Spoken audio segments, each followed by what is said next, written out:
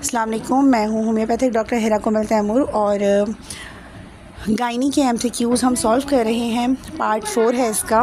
28 number पर MCQ है the absence of menses called dash amenorrhea. ठीक है, अगर किसी फ़ीमेल के एब्सेंट मेंसेस हों तो उस कंडीशन को एमेनोरिया कहते हैं। नंबर 29 है secretion of albumin in urine in eclampsia called albuminuria. यानी एक्लैम्शिया एक ऐसी कंडीशन है जो ड्यूरिंग प्रेगनेंसी औरत को हो सकती है। उसके यूरिन में एल्बुमिन सीक्रेट हो सकता है, वो यूरिन DR से पता चल जाएगा, तो इस बीमारी को कहेंगे एल्बुमिनोयूरिया। नंबर 30 है BHCG stands for dash beta human gonadotropin hormone. ये एक ऐसा हार्मोन है जो ये हार्मोन ड्यूरिंग प्रेगनेंसी पैदा होता है। जब आपकी अल्ट्रासाउंड में आपकी प्रेगनेंसी नहीं आती है, अगर आपकी क्लिनिक में कोई पेशेंट आती है उसकी अल्ट्रासाउंड में प्रेगनेंसी नहीं आती है, अगर या यूरिन टेस्ट में प्रेगनेंसी नहीं आती, तब आप इसको बीटा HCG टेस्ट करवा सकती हैं। ये एक ब्लड टेस्ट होता है जो प्रेगनेंसी मालूम करने के लिए किया जाता है। तो इसमें तो ब्लड के अंदर हाउएवर अगर आपकी कुछ दिनों की भी प्रेगनेंसी है तो वो आ जाएगी। तो ये मोस्ट ऑथेंटिक ब्लड टेस्ट कहलाता है। अल्ट्रासाउंड में ना आए, यूरिन टेस्ट में ना आए, तो इसमें तो ज़रूर मालूम हो जाएगा। नंबर 31 है puerperal fever also called as dash. Puerperal fever क्या कहलाता है? पोस्टपार्टम फीवर कहलाता है, जो ज़चगी का बुखार कहलाता है। बच्चा पैदा होने के बाद चढ़ता है और इसमें औरत की मौत भी हो सकती है। ये लाइफ थ्रेटनिंग होता है।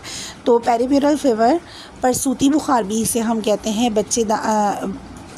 ज़च्चा का बुखार भी कहते हैं। तो ये इसके नाम है। तो पोस्टपार्टम फीवर इसका इंग्लिश में नाम है। 32 है क्रिप्टोमेनोरिया ऑल्सो कॉल्ड डैश हेमेटोकोलोपस। ठीक है, क्रिप्टोमेनोरिया एक ऐसी कंडीशन है जिसमें उस बच्ची को जो अभी मेंसेस स्टार्ट हुई है लेकिन कुछ कंजेनाइटल बर्थ डिफेक्ट्स की वजह से उसके मेंसेस होते नहीं हैं। मतलब वो होती है मेंसेस लेकिन वो इंटरनल ब्लीडिंग होती है। क्या पता उसकी हाइमेन जो है वो इतनी ज़्यादा ब्लॉक्ड हो कि मेंस्ट्रुअल ब्लड बाहर ना निकल पाए, तो इस वजह से हेमेटोकोलोपस की कंडीशन पैदा हो। इस कंडीशन को हम क्रिप्टोमेनोरिया भी कहते हैं। नंबर 33 है pregnancy consist of dash weeks. क्योंकि वीक्स की बात हो रही है कि प्रेगनेंसी जो है वो 9 महीने से ज़्यादा की चलती है। ठीक है, तो बनते हैं ये अराउंड 40 वीक्स की प्रेगनेंसी होती है ऑथेंटिकली। 34 है healthy female have dash days gap between 2 cycles.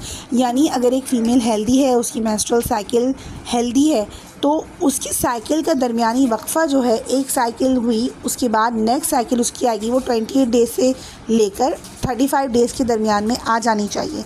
अगर 28 डेज़ से पहले आ रही है तब भी वो बीमारी कंसिडर की जाएगी, कोई ना कोई इशू हो सकता है। अगर वो 35 डेज़ के गैप के बाद आ रही है तब भी बीमारी कंसिडर की जाएगी। नंबर 35 है stop of menses after age of 50 called dash menopause कहलाता है। माहवारी का बंद हो जाना, और मोस्टली 50 ईयर्स में, 48 ईयर्स में हो जाता है, किसी का 55 ईयर्स में होता है। तो ये कंडीशन मेनोपॉज कहलाती है, जब औरत जो है वो माहवारी नहीं होती। 36 है menstrual age of female also called menarche. यानी कि जो एज जिसमें औरत फर्टाइल होती है, उसकी मेंस्ट्रुएशन चल रही होती है, उसको मेनार्के कहते हैं। 37 है 0 to 12 years of age of girl called puberty.